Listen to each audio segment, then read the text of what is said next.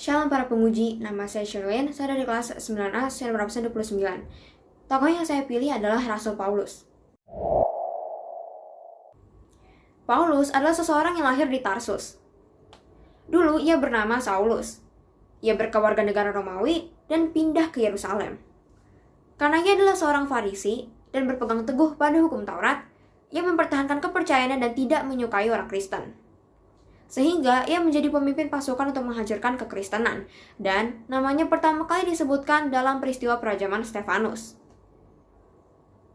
Singkat cerita, ia mengetahui keberadaan sekelompok orang Kristen di daerah Damsyik. Ia pun pergi ke sana untuk menjalankan tugasnya. Tetapi dalam perjalanannya, ia diberikan penglihatan akan cahaya yang terang dan mendengar suara-suara dari Tuhan. Ia diperintahkan untuk melanjutkan perjalanannya ke Damsyik, karena di sana ia akan diberikan tugasnya. Sesampainya di sana, ia pun diberikan tugas untuk menjadi pelayan dan saksi Tuhan. Setelah perjumpaannya itu, Saulus dibaptis, mengubah namanya menjadi Paulus, dan mulai menjalankan tugas yang diberikan kepadanya yang menandai pertobatan Paulus.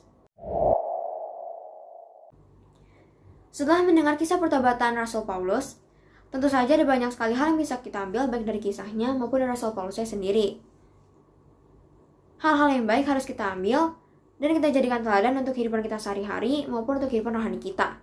Untuk itu, akan saya jabarkan beberapa hal yang bisa kita teladani dari Rasul Paulus. Yang pertama, keinginan yang kuat dari Rasul Paulus untuk bertobat dan memulai hidup yang baru sebagai milik Kristus. Untuk melakukan hal itu saja dibutuhkan keberanian yang khusus dan kepercayaan yang penuh kepada Allah. Yang kedua, setelah bertobat pun, Rasul Paulus memiliki iman yang kuat, sehingga ia tetap bisa memberitakan Injil dan menjadi saksi Kristus meskipun banyak sekali penderitaan dan rintangan yang terjadi. Seperti yang kita ketahui, kisah tentang Rasul Paulus sangat terkenal.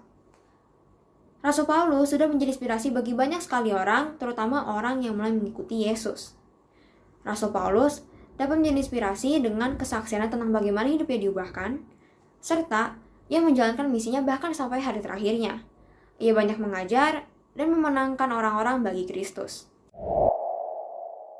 Kita pasti sering mendengar kisah tentang Rasul Paulus baik di gereja, di sekolah minggu, maupun di perkumpulan rohani kita.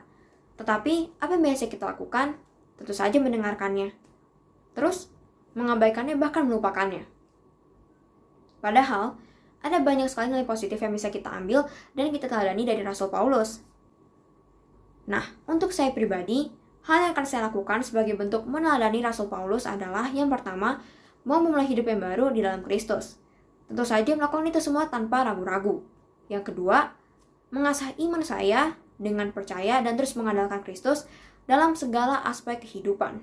Yang ketiga dan yang terakhir adalah tidak takut atau ragu untuk menjadi saksi Kristus.